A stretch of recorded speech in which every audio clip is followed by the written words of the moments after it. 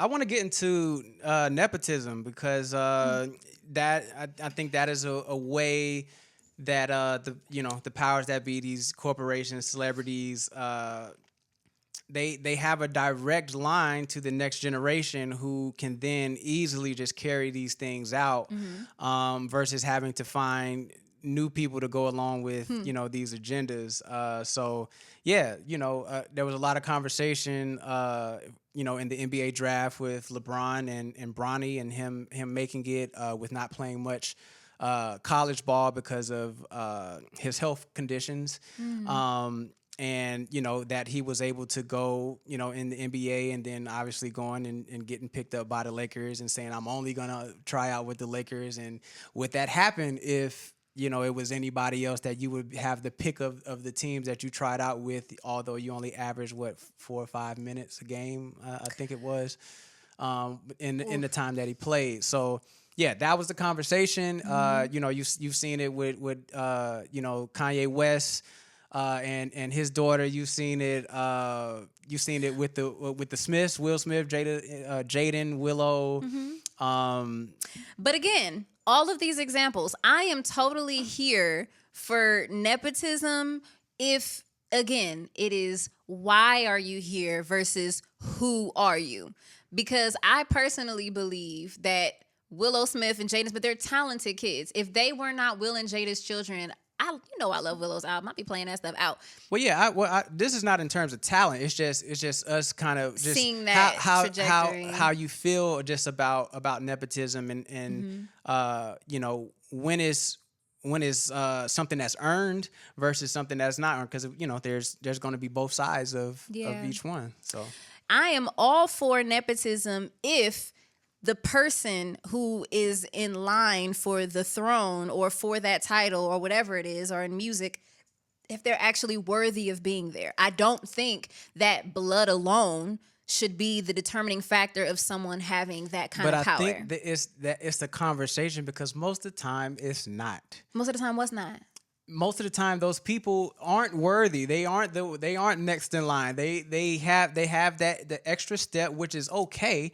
That they have the extra boost from their bloodline or their parents or grandparents or whatever, to be able to cut through more than people who are more qualified. So that's what I'm talking about.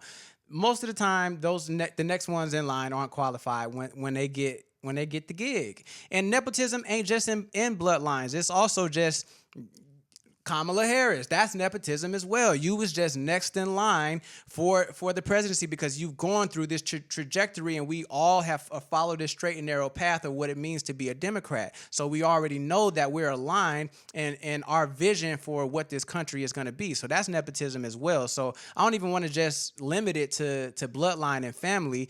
It's just the right path. Right. It's just when you check off all the boxes and you've already been on this path, so you're just automatically gonna be put in the seat. Although there's people who are more intelligent on both sides. There's plenty more people who are more intelligent than both of our presidential candidates, in my opinion. So what's the solution? I don't know. That's why we're having this conversation. But I think nepotism is a part of the problem. And like you said, there are those rare instances where the next ones in line are worthy of it. So I think that's in parenting. That's in paying attention to your kids instead of putting them with the nannies all day long, so you can teach them the morals and the values, so they grow up with some sense. You see that in the case of the Smiths, like you were talking about. You like Willow. They've been raised in a way where they are thinking outside of the box, and they are taking an objective look at the world and offering more to the world than just I can't think of someone right. We ain't gotta say no name, but we know. But yeah, we know. A lot of the other ones who don't necessarily have something that is on the cutting edge of leading us into a new age. But see, not to go back to the Game of Thrones, I'm not gonna go in deep, but I just want to say this one thing. Please don't name no names.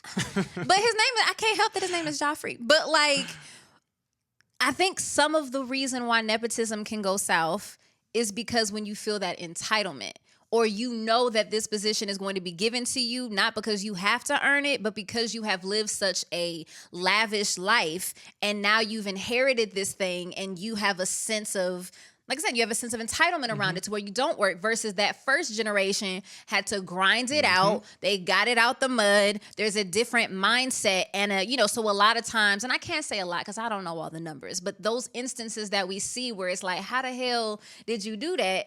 It's 9 times out of 10. Did you do what? Did you make it, or did you get this ability to do this thing that you really don't have a gift to do, but you have the right mom or dad or whoever? A lot of times that lack of talent or gift or passion or intelligence comes from them being so privileged that they didn't have to go through the things that made their parent or whoever the person that predated them had to do to get there. Yes. Yeah, so I think it just goes back to what I was saying about parenting. I think all that will be solved, like I said, not sending the child to be raised by someone else while you're busy doing what you do, showing them the ins and outs of what it means to be a good person, and just having more morals and values, and passing down information to our children that will keep that, if you are going to have nepotism, at least having someone next in line that is going to surpass you. But I think the reason why that's not difficult, because it should be a very easy concept. I think the reason why it doesn't always happen is that we live in a westernized society that is only focused on the legacy of their family. They're not thinking about the legacy of the collective. They're thinking about, I want to set my kids and my kids' kids up for wealth. And this is the model that I followed. And these are the rules, and these are the politics, to bring it on home, of the industry. So this is how you move and navigate. And these are the deals you can take and the things you can have. And here's the guy who works for this, and here's the guy who works for that.